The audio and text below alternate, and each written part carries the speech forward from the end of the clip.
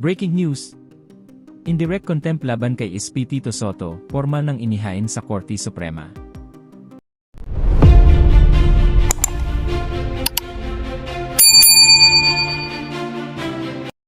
Formal nang naghain ng indirect contempt petition ang isang grupo ng mga abogado laban kay Senate President Vicente Tito Sotto sa Korte Suprema, kahapon ng Biyernes, Pebrero 13, 2026.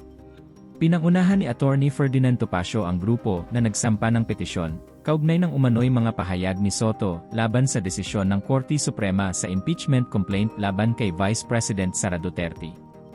Ayon sa mga abogado, ang ilang naging komento ng Senate President ay maituturing umanong public scorn o lantad na paglapastangan sa hudikatura na lumalabag sa inaasahang respeto sa pinakamataas na hukuman ng bansa. Sa kanilang petisyon, iginiit ng mga naghain na bagamat may karapatan sa malayang pagpapahayag ng opinyon ang sinumang opisyal, may malinaw na hangganan ito, lalo na kung nagmumula sa isang mataas na lider ng pamahalaan.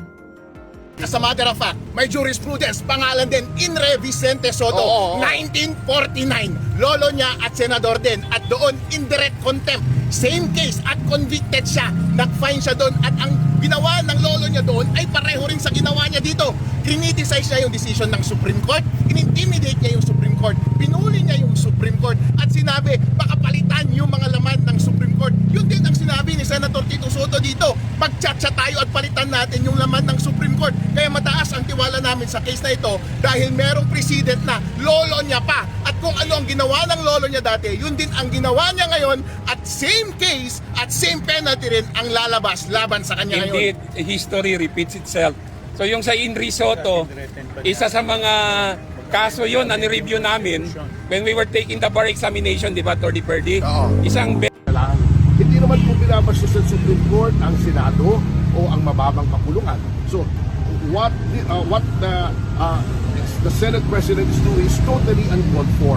Ginawa lang ng Korte Suprema ang kanyang katungkulan sa ilalim ng konstitusyon to determine whether there is grave abuse of discretion on the part of any department of government. Hindi po dapat ganyan. The power of judicial review po.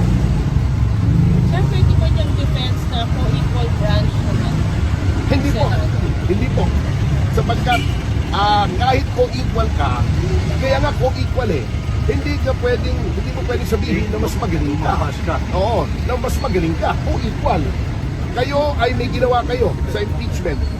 May dumulog sa Korte Suprema. Sinabi ng Korte Suprema, excuse me, mali yung ginawa ninyo in the exercise of its duties. Dapat po yung dalangin. Kung natatandaan nyo po, Batay sa dokumentong inihain, hiniling ng grupo sa Korte Suprema na papanagutin si Sotto sa ilalim ng Rules of Court dahil sa umano'y hindi nararapat na asal laban sa hudikatura. Samantala, ayon sa mga abogado, layunin ng kanilang hakbang na mapanatili ang dignidad, integridad, at kredibilidad ng hudikatura sa harap ng publiko, lalo na sa gitna ng mainit na usaping politikal sa bansa. Sa ngayon, hinihintay pa ang magiging tugon ni Senate President Sotto at ang magiging aksyon ng Korte Suprema sa naturang petisyon. Thank you for watching.